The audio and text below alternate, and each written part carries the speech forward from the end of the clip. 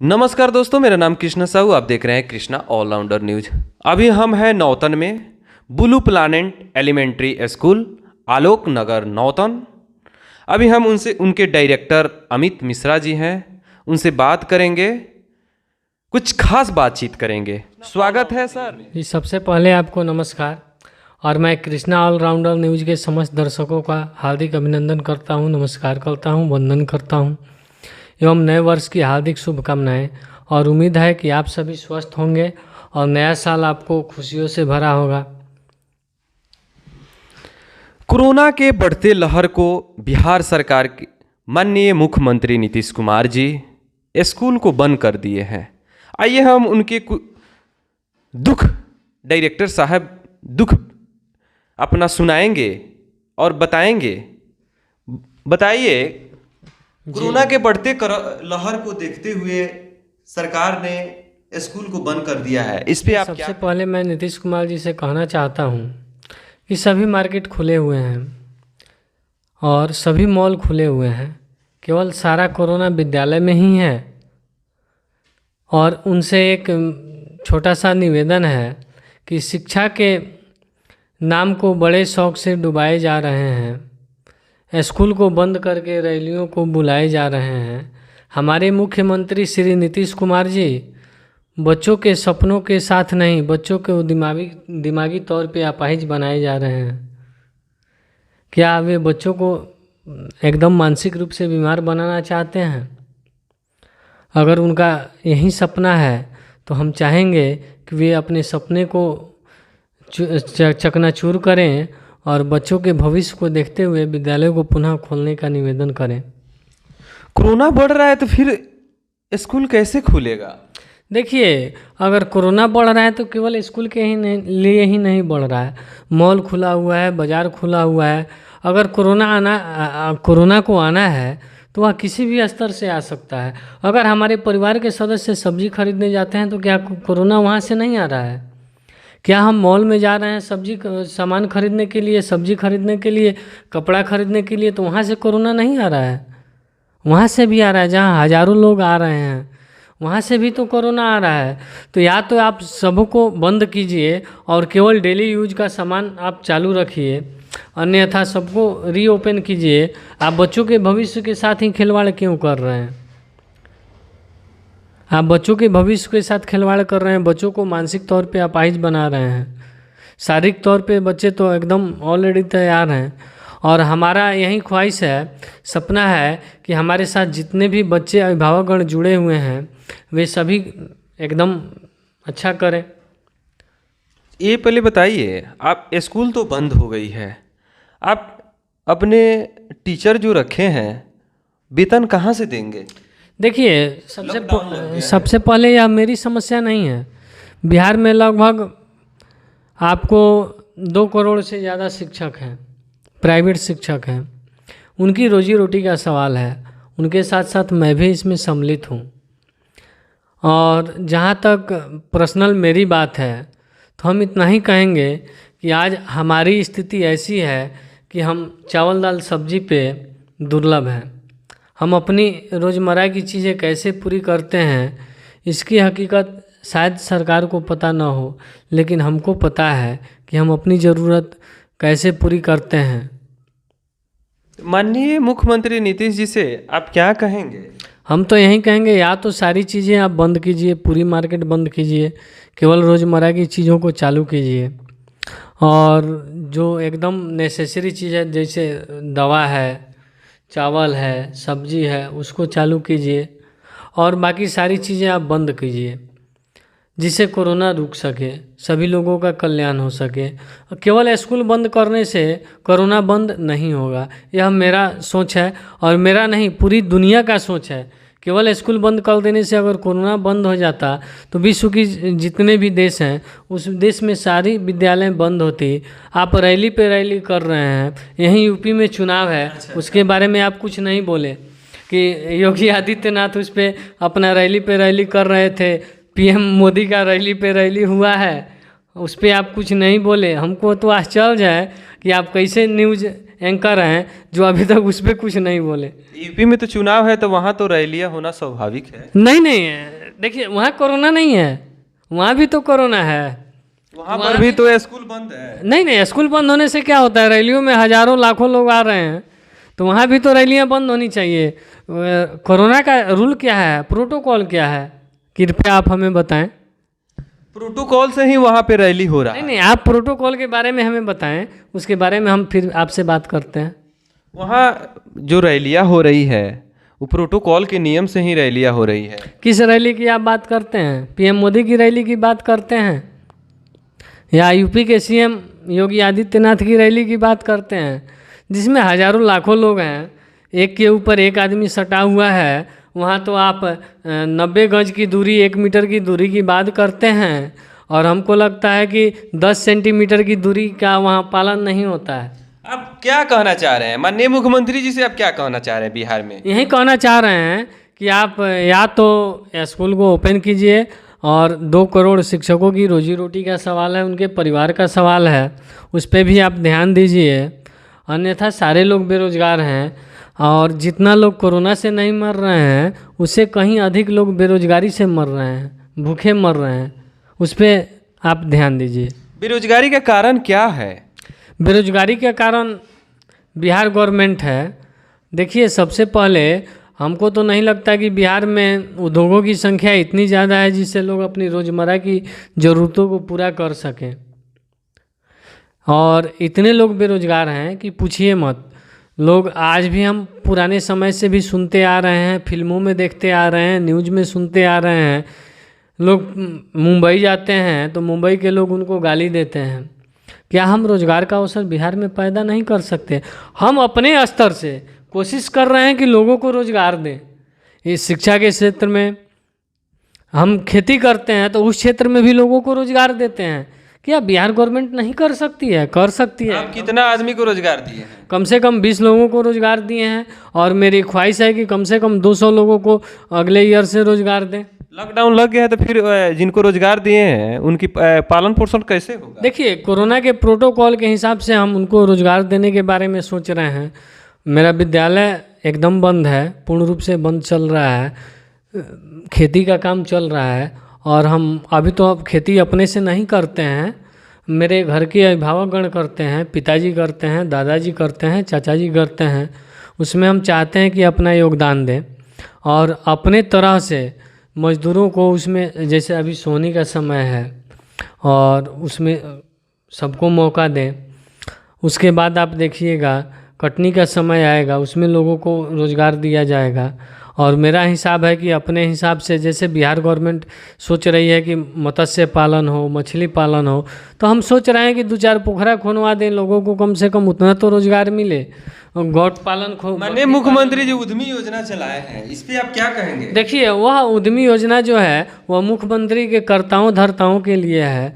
हम लोगों को उसका कोई विशेष लाभ अभी तक नहीं मिला है।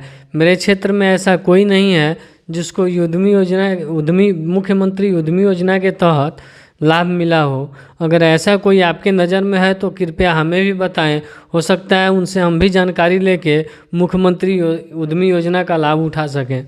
बहुतों आदमी को उद्यमी योजना का लाभ मिल चुका है, लेकिन नहीं पता है। मेरे क्षेत्र में, मेरे नौतन प्रखंड में वैसा कोई व्यक्ति हमको दिखाई नहीं दे रहा है जिसको मुख्यमंत्री उद्यमी योजना के तहत 10 लाख रुपए का, मतलब मुख्यमंत्री उद्यमी योजना का राशि 5 लाख सब्सिडी सहित प्राप्त हुआ हो। बढ़ती जनसंख्या पे आप क्या कहेंगे? देखिए, आज जनसंख्या बढ़ रही है, तो इसके पीछे हम सभी से निवेदन करना चाहेंगे कि हम दो हमारे दो, और पूरे देश और विश्व का यही लक्ष्य है कि हम पति पत्नी 2 हैं तो हमारे बच्चे भी 2 हों, पुत्र और पुत्री, जिसमें एक पुत्र भी जरूरी है और एक पुत्री भी जरूरी है। बेटा अगर भाग्य से प्राप्त होता है तो बेटी हमको सौभाग्य से प्राप्त होती है। सौभाग्य से मिला हुआ चीज़ हमको एकदम खुशी खुशी ग्रहण करना चाहिए। कुछ लोग ऐसे भी हैं जो बेटी को गलत दृष्टि से देखते हैं, उनके लिए हम उनको नमन करते हैं, हाथ जोड़ के उनसे विनती करते हैं कि वे लोग बेटी को खुशी खुशी इस दुनिया में आने दें। ताकि वे भी क्या हो, कल समाज का हिस्सा बन सके। आज देखिए, अपने बिहार के बारे में ही देख लीजिए, हम दूसरे राज्य के बारे में क्या बताएं आपसे। बिहार में आज बिहार का रिजल्ट आया है, इंटरमीडिएट का आया है, मैट्रिक का आया है, उसमें बेटियां ही सबसे आगे हैं और हर क्षेत्र में हमारी बेटियां उज्जवल कर रही हैं। तो हमें उम्मीद है कि हम बेटा और बेटी में कोई फ़र्क नहीं करेंगे। मेरी भी एक बेटी है और मैं भी अपनी बेटी को बेटा से कम नहीं मानता हूँ, क्योंकि वह मेरे लिए पुत्र समान है और वह भी अपना नाम रोशन करे, जिस क्षेत्र में जाना चाहे जा सकती है। आपसे एक बात पूछना चाह रहे हैं, आपके नाम के बाद में मिश्रा जी लगा हुआ, क्या आप पंडित जी हैं क्या? देखिए, हम तो जन्म से ब्राह्मण, कर्म से क्षत्रिय और पेशे से व्यापारी हैं। अब आप पूछिएगा कि कैसे। कैसे? तो जन्म ब्राह्मण कुल में हुआ है और हम यादवों की नगरी में रहते हैं, इसलिए अपने आप को क्षत्रिय समझते हैं। मेरे यहाँ 90% यादवों की जनसंख्या है और पेशे से व्यापारी हैं। मेरे पिताजी एक किराना दुकान चलाते हैं, जिससे हम सभी परिवार की रोजी रोटी चलती है। तो हम व्यापारी कुल से भी हुए। जीतन राम मांझी ने पंडित को अशब्द भाषा का प्रयोग किया है। आप ब्राह्मण हैं, इस पे ये बहुत चर्चा में रहा है, इस पे आप क्या कहेंगे? देखिए, आप ऐसे आदमी के बारे में बात कर रहे हैं जो मानसिक रूप से पागल है। हमको नहीं लगता कि जीतन राम मांझी का दिमाग अभी अच्छा से काम कर रहा है, इसलिए उनके बारे में हम कुछ बोलना पसंद नहीं करते हैं। जिनका दिमाग ही अच्छा नहीं है, जो सेंसलेस व्यक्ति है, उसके बारे में बात करने से कोई फ़ायदा है? वह मेरे और आपके बारे में कुछ भी बोल सकते हैं। तो आप लोग जाते हैं, आप ब्राह्मण हैं, आप लोग जाते हैं दलितों के घर पे, तब खाना नहीं खाते हैं और पैसा लेते हैं, ऐसा बात है क्या? देखिए, मैं एक शिक्षक हूँ और मैं मुस्लिम बच्चों के यहाँ भी जाता हूँ। डोम जाति के जो बच्चे हैं, मुसहर जाति के जो बच्चे हैं, हरिजन जाति के जो बच्चे हैं, सबके यहाँ जाता हूँ। मेरा पर्सनली आप बात करेंगे तो मैं सबके यहाँ चाय नाश्ता खाना वगैरह सब करता हूँ। तो हमसे अगर पर्सनली तौर पे पूछते हैं तो आपका सवाल यहाँ सही नहीं होगा। हो सकता है मैं भी कुछ लोग वैसे हों जो जातीयता पे विश्वास करते हों। एक शिक्षक की कोई जाति नहीं होती है, उसके यहाँ किसी भी धर्म जाति समुदाय के लोग आते हैं, उसके यहाँ वह जा सकता है, भोजन कर सकता है। देखिए, हम तो बच्चों से, अभिभावक से यही कहते हैं कि आप इंसान बनिए, नहीं आप हिंदू बनिए, ना ही आप मुसलमान बनिए, आप सच्चा इंसान बनिए। इंसान किसको कहेंगे? इंसान उस व्यक्ति को कहेंगे अगर कोई मजदूर रोड पे गिरा हुआ है या कोई अपाहिज व्यक्ति पड़ा हुआ है, उसका आप सहयोग कीजिए। कोई अनाथ बच्चा है, उसको आप सहयोग कीजिए, उसको आप आश्रय दीजिए, उसके पठन पाठन का सामग्री दीजिए, उसको आगे बढ़ने का मौका दीजिए। वह चाहे किसी भी समुदाय का हो। अगर हमको ब्लड की ज़रूरत होती है, हम हॉस्पिटल में बेड पे पड़े होते हैं, तो हम किसी बंदा से ये नहीं पूछते कि बाबू आपका ब्लड ग्रुप क्या है, आप किस जाति के हैं। सबसे पहले हम बोलते हैं कि भाई अगर मेरे ब्लड से आपका ब्लड मिलता जुलता हो तो आप कृपया हमें डोनेट करें, ताकि हम इस दुनिया जीतन राम मांझी जी, नहीं सर, एक मिनट। सबसे पहले हम पूछते हैं कि आप किस जाति से हैं, यह नहीं पूछते। हम पूछते हैं कि क्या आपका ब्लड मेरे ब्लड से रिलेटिव है, आप हमें डोनेट कीजिए ताकि हम सारी दुनिया को देख सकें। और हम उस समय उस व्यक्ति से नहीं पूछते हैं कि आप रिक्शा चालक हैं, जात के डोम हैं, हरिजन हैं, चमार हैं, या मुसहर हैं, या पंडित हैं, या राजपूत हैं, या मुसलमान हैं। केवल हमको दुनिया देखना है तो हम अपनी ज़रूरत के हिसाब से उस ब्लड को ले लेते हैं। तो क्या हमारा रिलेशन उस ब्लड तक है? नहीं, मेरे हिसाब से हम इंसान हैं और इस धरती पे दो ही जाति है, एक या तो स्त्री और या तो पुरुष। दो ही जाति है, स्त्री और पुरुष। उसके अलावा मेरे हिसाब से कोई जाति नहीं है। अगर आपके हिसाब से कोई हो तो आप हमें बताएं। देखिए, क्वेश्चन मेरा है, जीतन राम मांझी जी राम को भगवान नहीं मानते हैं, इस पे आप क्या कहेंगे? देखिए, जिनके नाम के आगे राम लगा हुआ है वे राम को भगवान नहीं मानते हैं, उनकी मानसिकता खराब है। राम सेतु के बारे में हमने पढ़ा है। जब हमको याद है, आज भी हम जब पढ़ते थे तो रामायण की एक पाठ्य पुस्तक आती थी, उसमें रामायण के बारे में बताया जाता था। क्या जीतन राम मांझी के समय में रामायण के बारे में नहीं बताया गया है? अगर वे गलत है तो हमारा देश का संविधान गलत है, हमारे देश का जो बुक है जो सारे बच्चे पढ़ रहे हैं वह गलत है। या तो उसको बंद किया जाए, या तो जीतन राम मांझी के बारे में कुछ सोचा जाए, या तो उनको मानसिक तौर पे दिवालिया घोषित किया जाए। मेरे कहने का अर्थ यह है, दिवालिया घोषित करना, उनको संपत्ति के रूप में नहीं, मानसिक तौर पे दिवालिया घोषित किया जाए। वह इस योग्य नहीं है कि कुछ बोल सकें, क्योंकि वह बोलना कुछ और है और बोलते कुछ और हैं। जिनके नाम के आगे खुद राम लगा हुआ हो वह राम को नहीं जानता है। या तो उनके पिता गलत होंगे, नहीं तो जीतन राम मांझी गलत होंगे। ऐसा आप क्यों बोल रहे हैं? क्यों बोल रहे हैं? क्योंकि उनके नाम के आगे राम लगा हुआ है और उनके पिता कुछ सोच समझ के उनके बारे में बोले होंगे, उनके नामकरण के बारे में कुछ सोचे होंगे, इसलिए राम लगाए होंगे। क्योंकि हम लोगों के धर्म के, सनातन धर्म के अनुसार कहा गया है। देखिए, हम धर्म विशेष पे जाना नहीं चाहते हैं, क्योंकि शिक्षक की कोई जाति नहीं होती है, लेकिन सनातन धर्म की आप बात कर रहे हैं तो हम इतना ही कहना चाहते हैं कि हम लोगों के धर्म में कहा जाता है कि मरते वक्त जो राम का नाम लेता है उसको स्वर्ग की प्राप्ति होती है, जन्नत की प्राप्ति होती है। और राम जो हमारे हैं उनको हम मर्यादा पुरुषोत्तम श्री राम के बारे में, मर्यादा पुरुषोत्तम श्री राम के नाम से जानते हैं। और हमारा सुप्रीम कोर्ट भी यह आदेश दे चुका है कि अयोध्या में श्री राम मंदिर का ही निर्माण होगा। क्यों? अगर भगवान राम नहीं होते तो सुप्रीम कोर्ट ऐसा आदेश देता। अगर राम नहीं है तो ऐसा आदेश नहीं होना चाहिए, राम है तभी तो ऐसा आदेश हुआ है। आप बताइए कि राम नहीं होते तो सुप्रीम कोर्ट क्या यह आदेश देता? नहीं देता। तो फिर हम राम को क्यों नहीं माने? लॉकडाउन लगा है और स्कूल बंद हो गया है। कोरोना के बढ़ते कहर को देखते हुए माननीय मुख्यमंत्री जी बंद कर दिए हैं। इस पे आप क्या? देखिए, लॉकडाउन जो लगा है सब तरह से लगना चाहिए, ना कि स्कूल पे ही लगे। बच्चों में ही कोरोना केवल नहीं फैलता है, अभिभावक हैं, जानता है, बहुत ज़्यादा से ज़्यादा जानता है कि जो आपको मार्केट में है, चाहे सामूहिक जगह पे भाग दौड़ की ज़िंदगी जी रहा है। लेकिन एक ऐसा है कि जब बच्चों को ही मानसिक रूप से अपाहिज करने का अधिकार नीतीश कुमार को नहीं है। नीतीश कुमार बच्चों को भविष्य के बिगाड़ रहे हैं, ऐसा नहीं करना चाहिए। लॉकडाउन लॉकडाउन लगे, ऐसा नहीं है कि नहीं लगे, बीमारी है, वो मानते हैं बीमारी है, लेकिन ऐसा थोड़ा है कि ये बच्चों में ही फैलेगा। बच्चों में नहीं फैलेगा, हर एक जगह है बीमारी है। तो उसके हिसाब से, हाँ, प्रोटोकॉल के हिसाब से आपको सोशल डिस्टेंसिंग के हिसाब से स्कूल खोले, एक शिफ्ट में नहीं 2 शिफ्ट में चलाए, ऐसा करें। अब एक केवल स्कूल बंद करना ही सॉल्यूशन नहीं है इसका, हम यही कहेंगे।